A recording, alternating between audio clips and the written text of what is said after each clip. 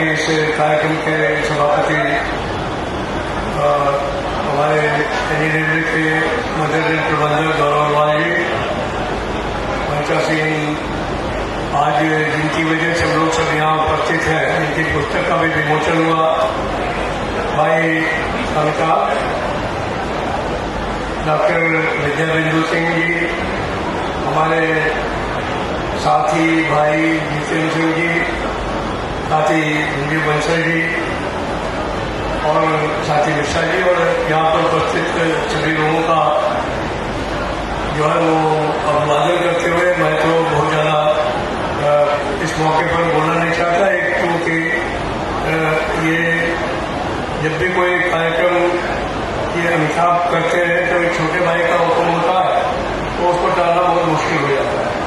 दूसरी बात ये मैंने अनुभव किया जब से ये मिले हैं तो ये बहुमुखी प्रतिभा के धनी है, अपना काम भी उतने ही बेहतर तरीके से करते हैं जितने बेहतर तरीके से ये साहित्य में रुचि लेते हैं और किताबें लिखते हैं। मैं इनकी पहली पुस्तक सरपंच पढ़ी तो उसके बाद फिर इनका मैं जो है वो क्या करना चाहिए, वो जो आजकल बच्चे लोग कहते हैं इनका वो मुरीद हो गया, मुरीद। वो मेरे को लगा कि इनके अंदर इनकी लेखनी में क्षमता है। उसके बाद फिर दो एक पुस्तकों को पढ़ने का मौका मिला।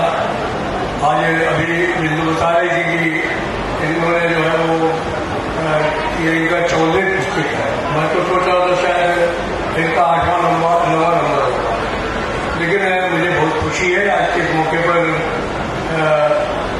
इन्होंने जिस पुस्तक का विमोचन मुख्यमंत्री जी से कराया।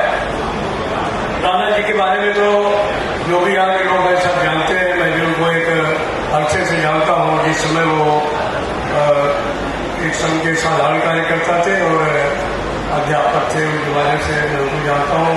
वो जिला अध्यक्ष के बाद में बने जब से मैं उनको जानता हूँ। लेकिन एक बात निश्चित है, पुस्तक में बात लिखी है 73वें अध्याय में, और मैं समझता हूँ कि वो पूरा सार है।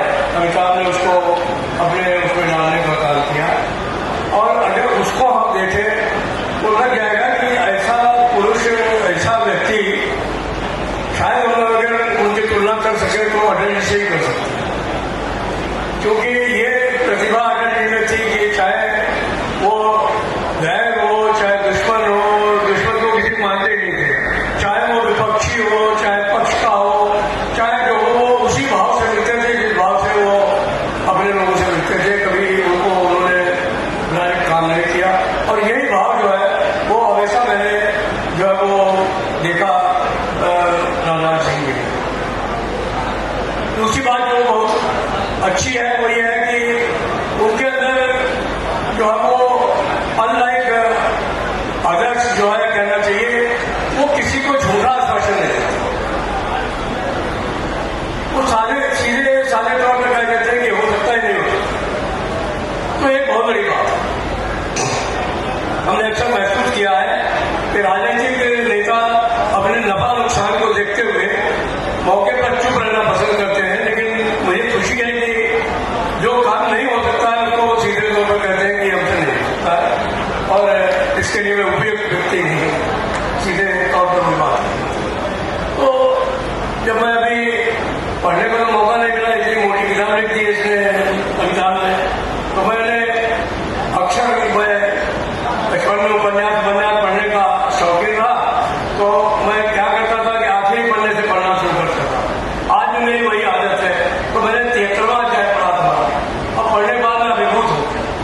तो किताब में क्या होगा, मैंने 73वें अध्याय से समझ लिया है कि 73वें अध्याय में आपने जो माननीय राजनाथ सिंह जी का तस्वीर और खाका खींचा है, इसके लिए मैं आपको बहुत हृदय से धन्यवाद देता हूँ, और आशा करता हूँ कि आपकी लेखनी इसी तरीके से चलती रहेगी।